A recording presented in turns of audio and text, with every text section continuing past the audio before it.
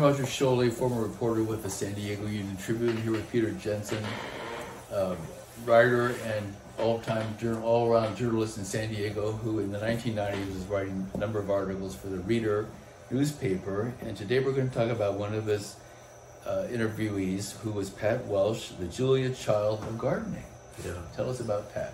Well, she lives close to me. I don't live in the city of Del Mar, but I live a block from the city line, and her house is within walking distance of mine. And she was the garden editor of a magazine, San Diego Home Garden, that I came down to be the editor of eventually from like 80 until 1993. And I knew right away that Pat was special. Her storytelling abilities were absolutely astonishing, and she had the life to back it up. She high school at Hollywood High, the daughter of a film producer who did a number of movies that were successful, and some, according to Pat, that unfortunately weren't very successful. But also grew up, born in England, great accent, and a stately lady who's also absolutely friendly and the kind who, just really honed in on you. A Julia Child kind of a person, it sounds like. She was Julia Child, not reincarnate, because Julia Child was still on the TV back then, but Pat knew gardening, and Pat threw herself, Pat, as we tape this, is still hale and hearty, so in her 90s.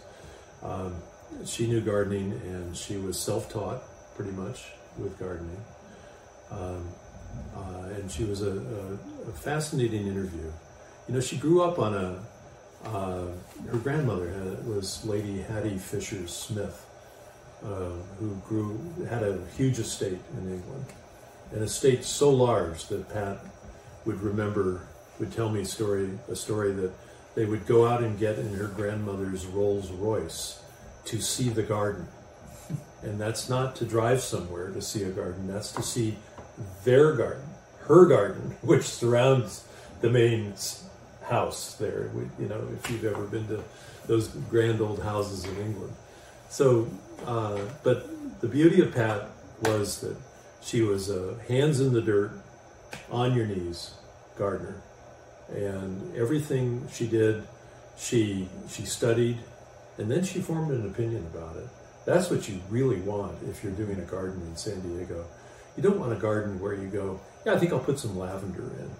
Well, anybody can go to the nursery and buy lavender, but there's a certain type of lavender that is particularly suited to San Diego, to the coastal area of San Diego. And to have somebody tell you that, and to have her on that magazine, San Diego Home Garden that I was editing, was just invaluable.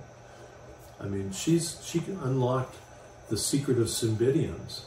I mean, anyone who's ever been given a big spray of cymbidiums, a living plant, as a gift, is horrified, when the blooms all die.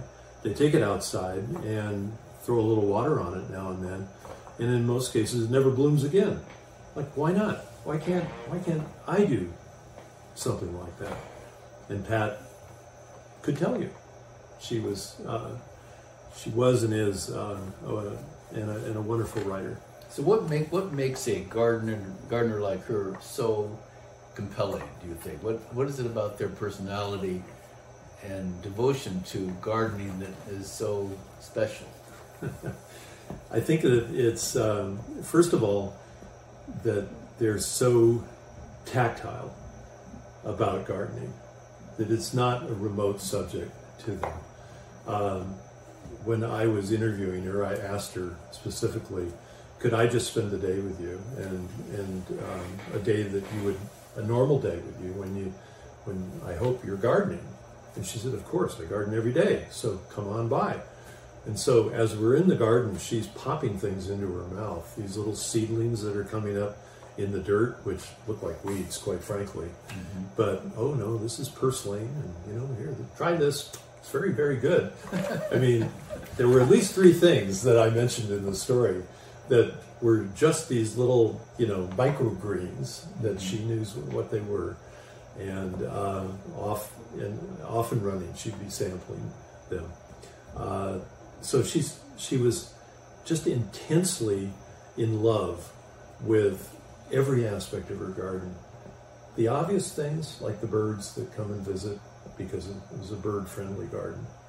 And she still has that garden in Del Mar all these years later. Not to mention that she lived in a house designed by, still does live in a house designed by Frank Lloyd Wright, who did a lot of houses in San Diego, one of the sons of Frank Lloyd Wright. And there are two houses right next to each other there in Del Mar.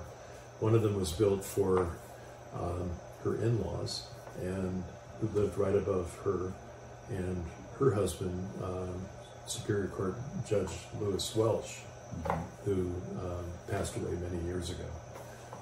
So I think, it's just like Julia Child. I think that's why we called her that.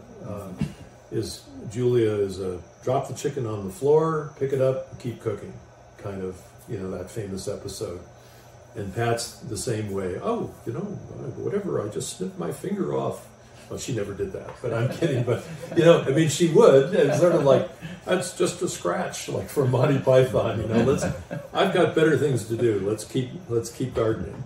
And, great interview. I would say that Pat Welsh is one of the unique members of the San Diego community, and we're so grateful for her contributions and devotion to gardening. Yeah, I would totally agree. She's a must-know person here in San Diego. All right, thank you, Peter. Thank you.